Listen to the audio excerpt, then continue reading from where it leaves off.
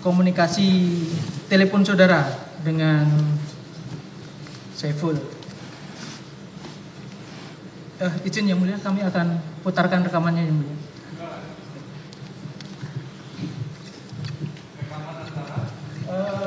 Ini rekaman tanggal 6 Januari antara saksi dengan saudara Saiful.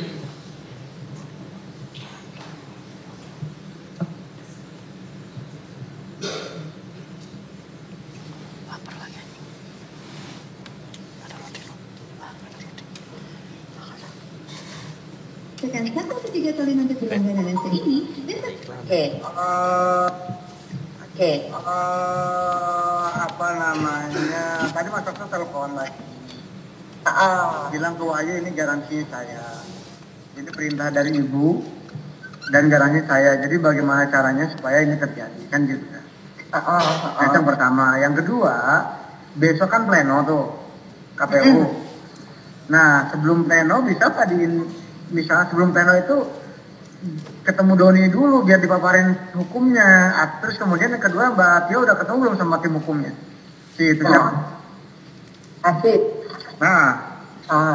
Jadi tadi Mas lagi nelfon, kan lagi coba cari opini hukum yang dari orang-orang di luar KPU dulu. Oke. Mengenai postulat hukum yang Doni bilang. Nah, pengertian yang aku dapat dari mereka-mereka itu, postulat hukum itu kan kalau tidak ada perubahan, artinya itu kebenaran yang memang udah A ya A gitu. Nah, cuma ini kan ada perubahan, postulatnya itu adalah putusan MA-nya iya. Tapi kan ada yang berubah kemudian karena ternyata diketahui belakangan ada perubahan angka kan begitu. Nah, jadi kalau kita masih berkeras dengan postulat hukum itu untuk MA-nya iya postulat, tapi untuk keputusannya ini tidak bisa postulat katanya. Aku tadi kan telepon juga si Wahyu. Aku minta direm waktu untuk hakim. Nah, jadi aku jam 4, jam 3-an nanti aku telepon. Nah, Wahyu kondisikan hakim. Nanti jam 4 itu ketemu dengan hakim. Itu dengan divisi hukumnya. Nah, sekarang aku juga mau minta izin bawa Doni. Gitu, jadi langsung ketemu hakimnya di situ. Bagus dong. Nah ini aku belum tahu dengan hakim dengan Doninya oke apa enggak. Tapi ya Doni bisa, okay. Bisa. Ya coba aja deh kalau mau oke kan Doni bisa tak panggil. Jadi gini prinsipnya adalah bahwa kita ya kan menggiring aja, menggiring hukum ya, menggiring ketentuan hukum gitu loh Mbak. Bahwa postulat yang tafsiran yang paling benar tafsiran versi kita. Itulah yang kita nanti canangkan ke semua stakeholder. Iya, kalau pengertian walaupun di luar sana kan ada tafsiran postulat ini hanya MA, yang lainnya enggak, kan gitu kan? Nah kita harus bersikeras, harus sefrekuensi dengan KPU, harus sefrekuensi dengan kita, di mana postulat yang dimaksud postulat versi kita. Nah, gitu aja. Sama, kalau memang tidak memungkinkan, aku pengen tahu, lo punya way out nggak untuk masalah ini, kan gitu. Ini sekarang kan kesalahan ada penghitungan di kalian, kan gitu. Nggak ada way out dong, nggak ada dong. Itu solusinya kita tahu Mbak, mereka itu jangan-jangan postulat, ya kan? Mereka itu cuma ke PAW way out-nya. Sementara kalau cara PAW Mbak, nggak usah kita operasi. Kita langsung pecat aja sih itu. Rizkinya ya? Rizkinya, nggak perlu butuh bantuan KPU itu, dipecat otomatis KPU ikut itu. Nanti ya dong. Ya kan? Apanya? Ya kalau untuk PAW Mbak, kita tinggal mecat aja, otoriter aja tuh. Butuh KPU nggak butuh, cuma administrasi aja. Ya, cara ininya kan KPU, mereka yang mengurus. Nah, aku coba ngomong lagi. Ini kenapa ada ini adalah opsus untuk meneguhkan kedaulatan tafsir hukum.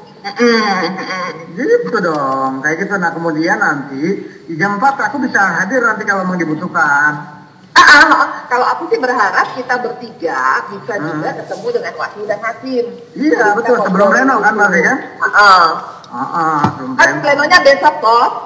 Nah besok plenonya gitu. Kalau agak sorean boleh Mbak, lebih baik Mbak.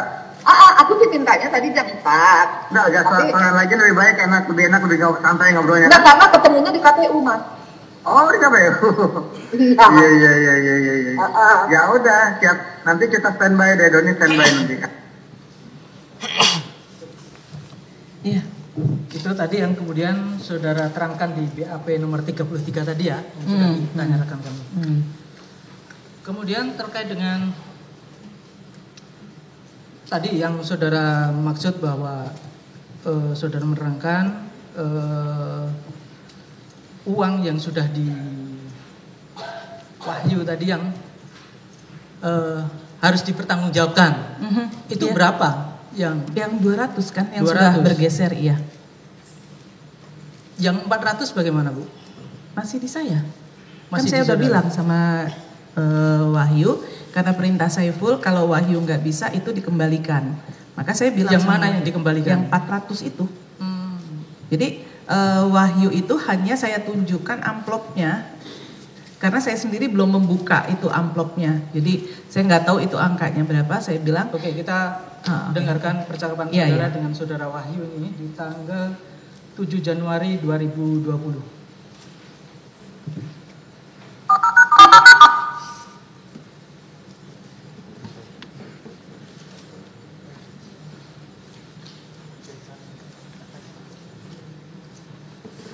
Halo. Iya Mas. Halo Mbak, Gimana Mas? bisa saya telepon? Ya. Iya. Mbak, Gimana jadi? tadi saya sudah ketemu Tuni. Ah, Saya sudah ketemu Tuni. Dia biasalah dengan logikanya gitu kan.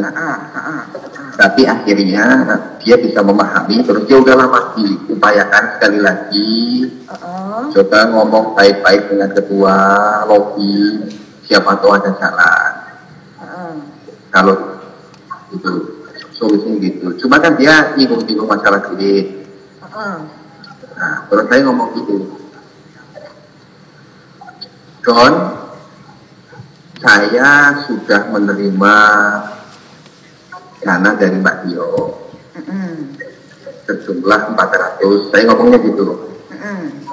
Sejumlah 400. Dan saya tentu akan mempertanggungjawabkan.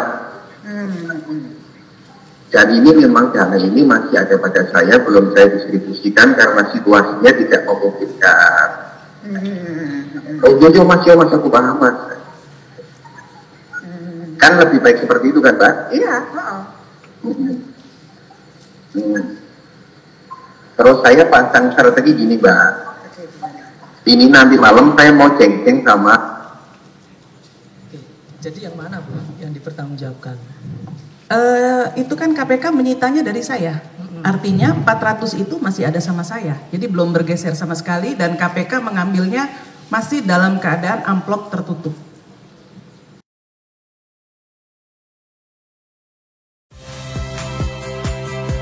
Saya Rizka Clarissa. Saksikan program-program Kompas TV melalui siaran digital, pay TV, dan media streaming lainnya.